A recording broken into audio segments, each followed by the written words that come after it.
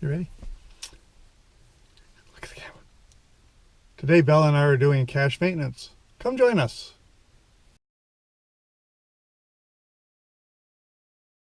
So if you're going to set geocaches, you really have a responsibility to monitor and maintain them.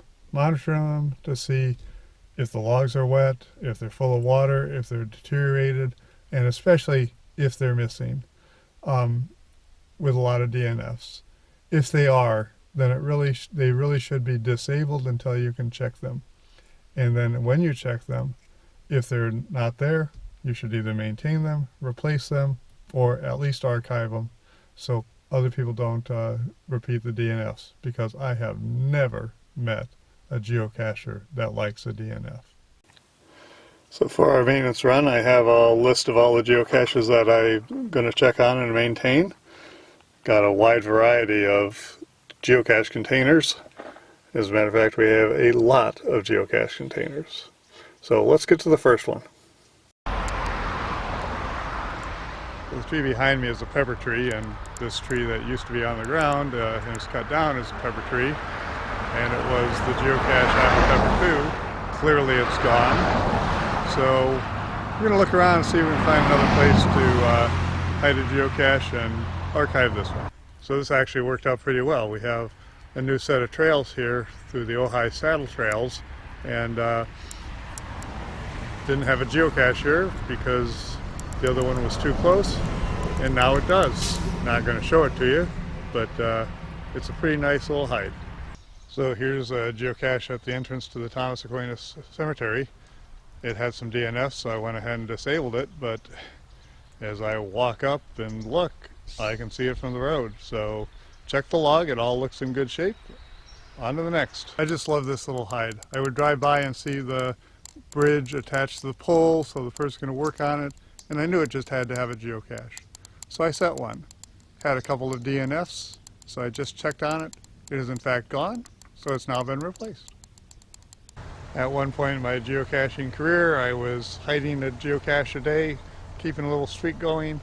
This is one of those caches, so not too much of a cache.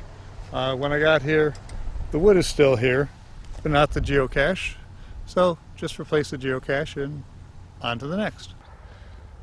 So this is kind of funny.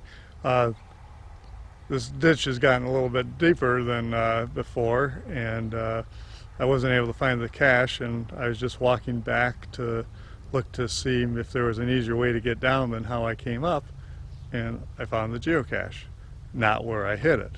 So I've gone ahead and put another geocache in a different container where I hid it, and it's back in service.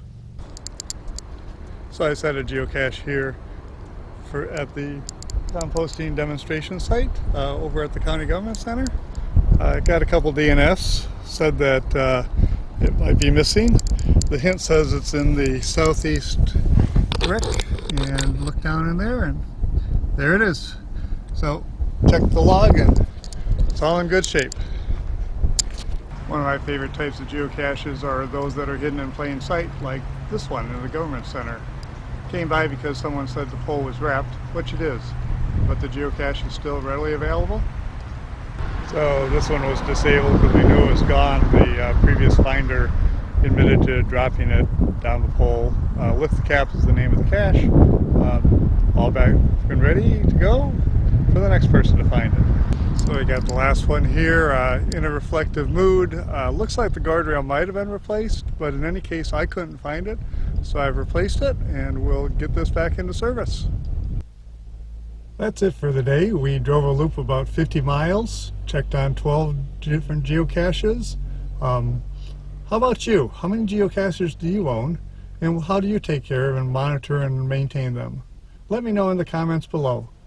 And if you like this video, give it a like. I will always respond to comments. And if you'd like to see more of Bella and my geocaching adventures, go ahead and hit subscribe. Thank you for joining us.